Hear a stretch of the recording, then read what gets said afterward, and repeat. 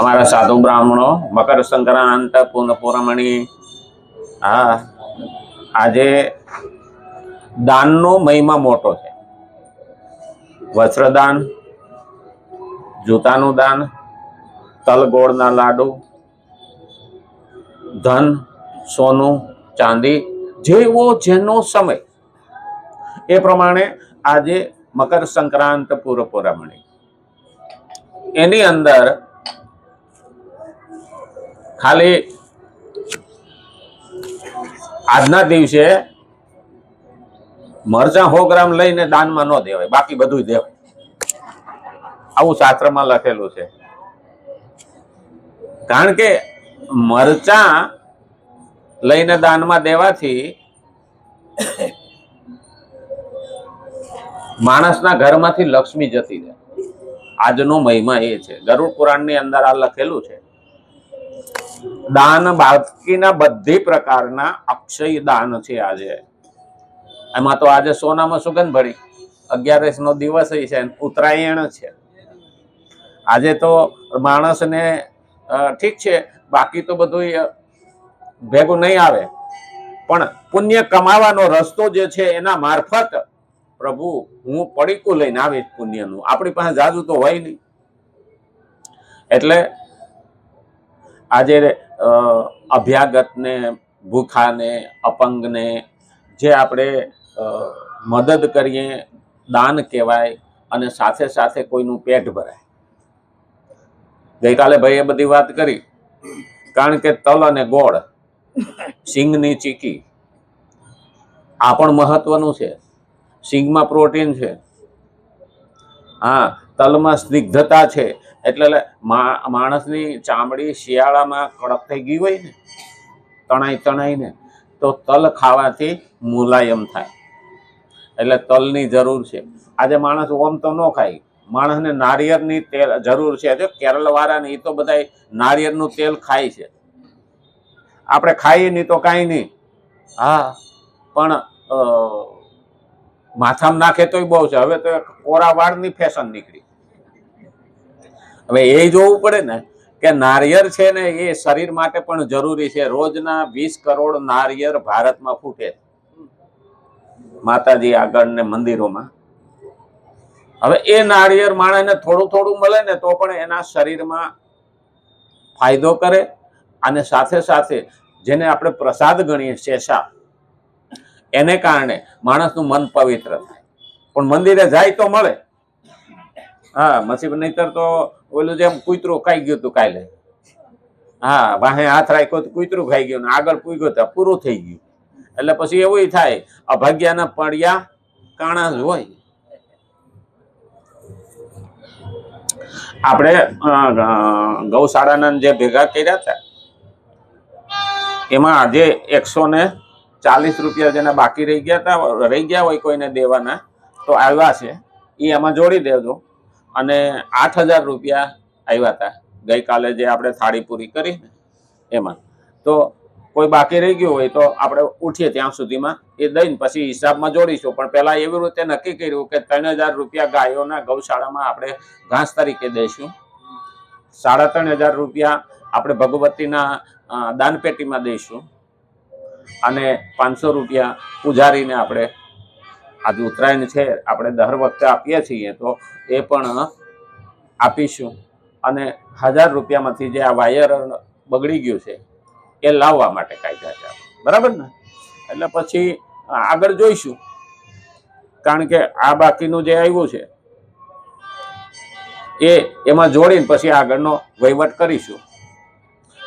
એટલે કાલે ભાઈએ મને હિસાબ આપ્યો કે એટલા થયા છે અહીંથી આપણે ઉઠ્યા પછી. તો આ હિસાબ મેં જાહેર કરી દીધો. હવે બાકીનું જે આવશે એમાં જોડી અને પછી આગળ આપણે વ્યવસ્થા કરી દઈશું. અને વધારાનું આ બાકીનું જે આવે ને એ ગૌશાળામાં દઈ દેવાનું. બરાબર છે?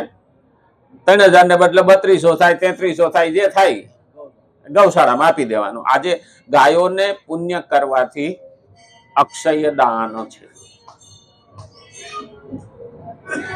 કૃષ્ણ ભગવાન રાજી થાય. કૃષ્ણ કોણ? તો કે બ્રહ્મ, સ્વયં કૃષ્ણ બ્રહ્મ છે. તો આપણે તો 14 ભુવનનો ધણી, 14 ભુવનનો ધણી એટલે આજે આ 14 તારીખ છે ને ઉત્તરાયણ, ભાઈ 14 ભુવનના ધણીને આપણે રાજી કરીએ છીએ, એને ઈચ્છા થાય એના પ્રમાણે આપણે હાલીએ છીએ. તો આજનો દાડો તો આપણા માટે બહુ મહત્વનો છે. એટલે દશા અવતારની વાત કરી. પહેલો અવતાર મત્સ્યનો, બીજો અવતાર કાચબાનો, ત્રીજો વરાહનો,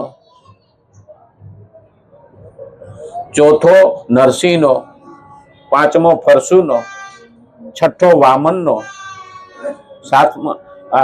સાતમો પરશુનો ના છઠ્ઠો પરશુનો અને સાતમો રામનો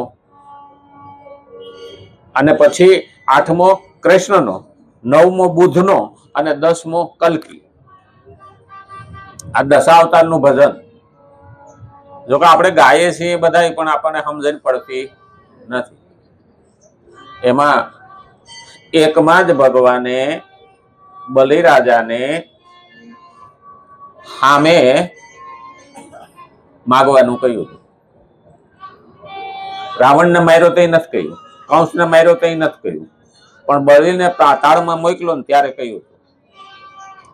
ભગવાન જોઈ વિચારીને કે માછલી વગર મત્સ્ય અવતાર વખતે ન કીધું, કુર્મા અવતાર વખતે ના કીધું, વરાહ અવતાર વખતે ના કીધું.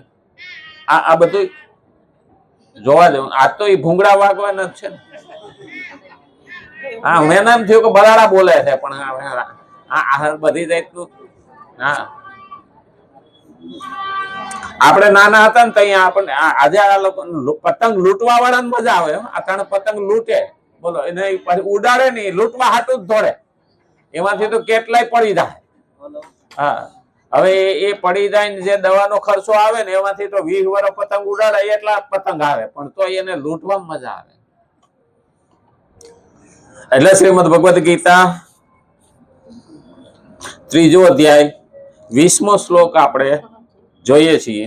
ભગવાને કીધું કોઈ પણ કર્તવ્ય અને કર્મ નાનું કે મોટું નથી હોતું. ગઈકાલે આપણે ત્યાં પહોંચ્યા હતા. નાનામાં નાનું ને મોટામાં મોટું કર્મ કર્તવ્ય માત્ર સમજીને સેવા ભાવથી કરવામાં આવે છે ત્યારે તે સરખા જ છે.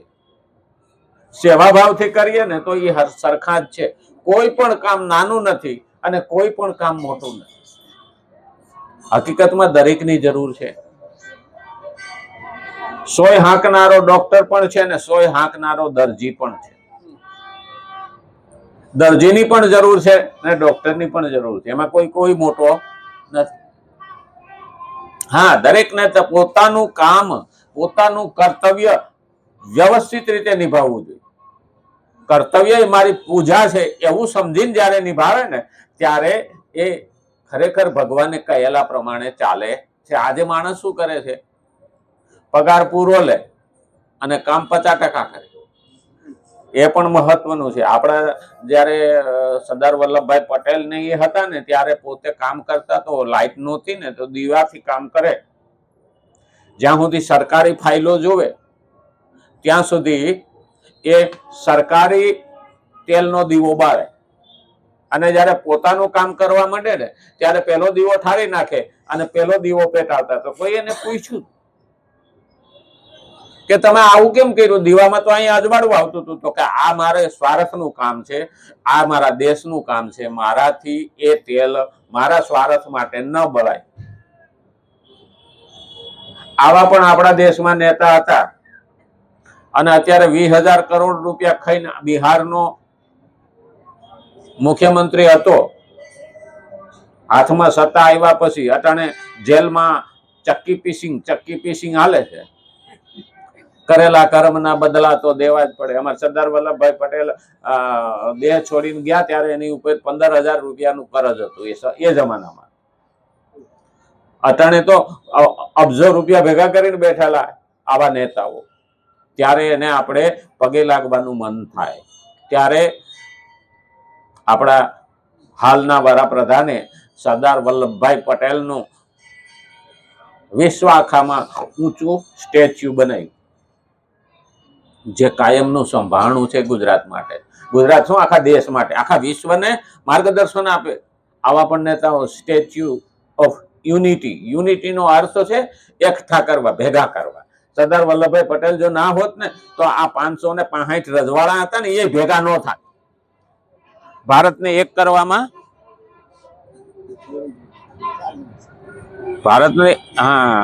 ભારતને એક કરવામાં સરદાર વલ્લભભાઈનો મોટામાં મોટો ફાળો છે.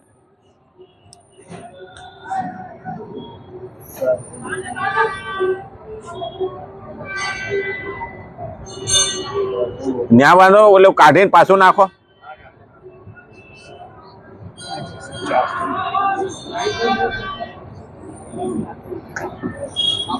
હાલો. હા, એટલે કર્તવ્ય અને કર્મ. મારું કર્તવ્ય શું છે એ મહત્વનું છે. જ્યારે માણસ કર્તવ્ય ચૂકી જાય, પગાર પૂરો લે અને કામ ઓછું કરે તો ભગવાનનો ગુનેગાર પહેલો થાય, પછી સમાજનો ગુનેગાર થાય. કારણ કે પબ્લિક સર્વન્ટ કહેવાય છે. પબ્લિક સર્વન્ટ અંગ્રેજીમાં કહે છે. પબ્લિક એટલે માનવ, સંસારના લોકો, અને સર્વન્ટ એટલે નોકર. આજે તલાટીથી માંડીને કલેક્ટર સુધી ને ન્યાયાધીશ સુધી બધાય પબ્લિક સર્વન્ટ છે. જે આપણે ટેક્સ ભરીએ છીએ એમાંથી એના પગાર થાય છે, તો એ આપણો નોકર છે. હવે અટાણે નોકર રાજા બની ગયા. તકલીફ ન્યા છે. એટલે અહીંયા કીધું છે કર્તવ્ય અને કર્મ કરવામાં આવે ત્યારે તે સરખા જ છે. કર્તવ્ય અને કર્મ ઈમાનદારી પૂર્વક નિભાવવા. હવે ઈમાન નથી રહ્યું તો ઈમાનદારી ક્યાં રહે? માણસ આત્માને મારે ને પછી જ ખોટું કરી શકે, ત્યાં સુધી ખોટું કરી શકતો નથી. ઘણા ઉપરથી દેખાતા હોય જીવે છે, પણ એ મરતા મરતા જીવતા હોય. જીવે છે ખરા પણ એ જીવંત જીવન નથી. અને એટલે જ કીધું છે કે ત્યારે તે સરખા જ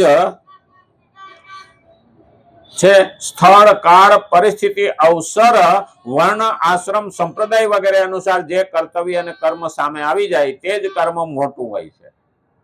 જે સ્થળે હોય, જે કાર્ય મળે, જે સમય હોય, જેવી પરિસ્થિતિ હોય ને જ્યારે સામે આવે ને કર્તવ્ય આપણે કરવું.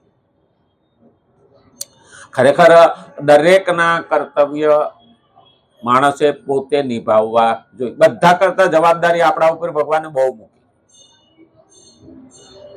આજે માણસને એવું લાગે છે કે હું માતાજીને ચુંદડી ચડાવી આવું. હા, પણ ઉમરાવાળીને ચડાવી એ પેલા જોવાનું. ઉમરાવાળીને ભૂલી જાઓ તો ડુંગરાવાળી ક્યારેય સ્વીકાર કરશે નહીં. એ આપેલી ચુંદડી કપડાના ઢગલામાં જશે, પણ એ પુણ્યમાં નહીં લખાય કે માતાજી રાજી નહીં થાય. પહેલું કીધું છે ઉમરાવાળીને તઈ દીધું. અને એટલે જ શ્રી નારદ પરાશર પુંડરીકમ વ્યાસારમ ભરી શશિક શૌનકાદિ ભીષ્મલભ્યાનમ. આ બધા થઈ ગયા ને. શ્રી નારદ, પરાશર, પુંડરીકમ, વ્યાસારમ ભરી શશિક શૌનકાદિ ભીષ્મલભ્યાનમ. આ બધા જેટલા નામ લીધા ને એ બધા જ માતૃભક્ત અને પિતૃભક્ત હતા. અને પુંડરીક તો મા બાપની સેવા કરતા હતા. અને એવે સમયે ભગવાન વિઠ્ઠલનાથ પુંડરીકને ત્યાં પંઢરપુરમાં પધાર્યા અને વિઠ્ઠલનાથે અવાજ માર્યો, પુંડરીક હું આવ્યો છું તારે આંગણે. હા, તો કેમ નો આવ્યો? તો કે ઉભા રહો, હા અત્યારે મારા મા બાપની સેવા કરું છું. તો કે હું જતો રહીશ. ભગવાન કે તો કે મેં ક્યાં તમને કંકોત્રી લખી હતી? આવો, મા બાપની સેવા કરું છું એટલે તમે આવ્યા છો, તો હું સેવા અધૂરી મૂકીને આવીશ નહીં. અલા પણ કે કઈક બેહવાનું સ્થાન તો દે. તે કઈ હતું નહીં. ભક્ત પણ હું હોય તે ઈંટનો ઘા કર્યો. લો, એની માથે ભગવાન ઉભા છે, કમરે હાથ દોઈને હાથ દઈને રાહ જોઈ.